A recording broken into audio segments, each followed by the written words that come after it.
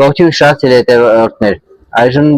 մենք ընթերցելու ենք երկու նամակ, որոնցից մեկը առաջինով ես ոչինչ չգիտեմ բովանդակության մասին, հաշվելու ենք նրա մատուցան, տարով ենք նայելու և ընդհանուր կոնսուլտացիայի միջոցով հասկանալու ենք նրանց ընտանեկան խնդիրը։ Եվ եթե լինի ինչ-որ տարբերակ միջնորդության, ապա սիրով ես կօգնեմ ձեզ։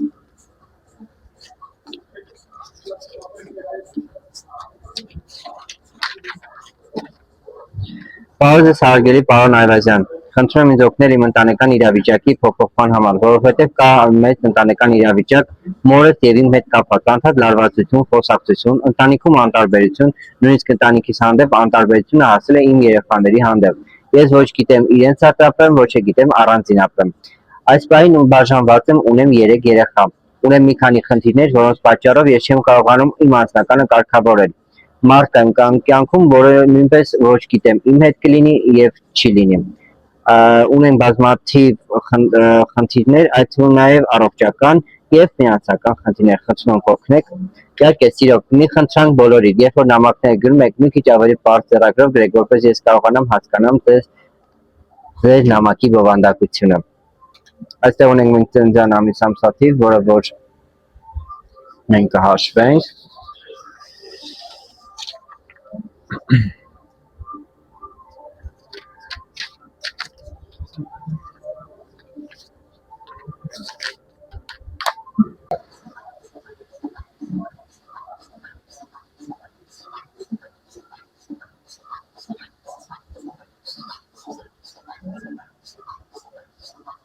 Եվ այսպես, տվյալ մարդու մոտ հաջողակ թվերն են 1-ը և 7-ը, անհաջողակ թիվը 9-ը։ Հիմնական լարվածությունը սև էներգետիկայի առկայությունը կա գենետիկ տարբերակով, որովհետև 9-ը որպես կենտրոնական թիվ հաշվելով, կարող ասենք, որ 1, 7, 9, 1, 9, 7,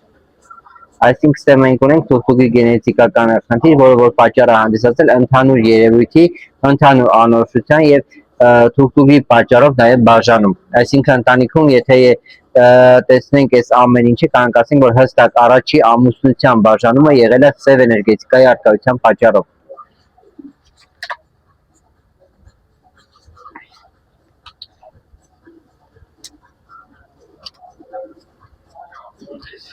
Եվ այսպես նույնպես տարոներն էլ հաստատեցին այդ ամեն ինչը, որ ընդհանուր էներգետիկայի հետ կապված թուղթուկի ժառանգական նեգատիվ, մամայից դեպի եկած զավակ,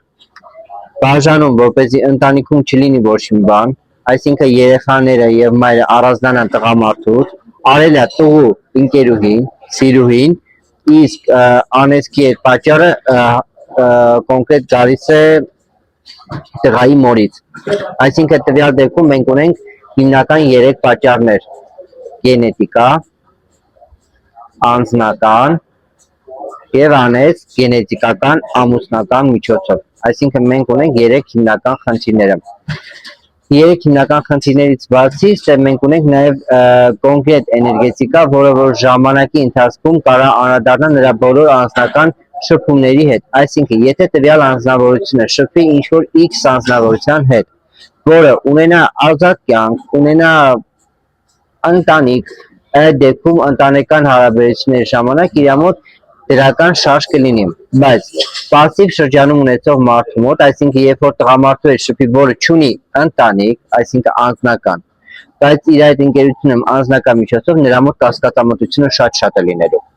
Երկրորդ հերթին լինելու է ֆինանսական անհաջողություն, որը նույնպես գալիս է մոր գենետիկական և անեծքի և անորոշության հետևանքով առաջացած խնդրից, որը խաչաձև կոչվում է խեռամասա։ Մենք ունենք խեռամատիկայի խնդիրը, որը որ հիմնականում գալիս է մորից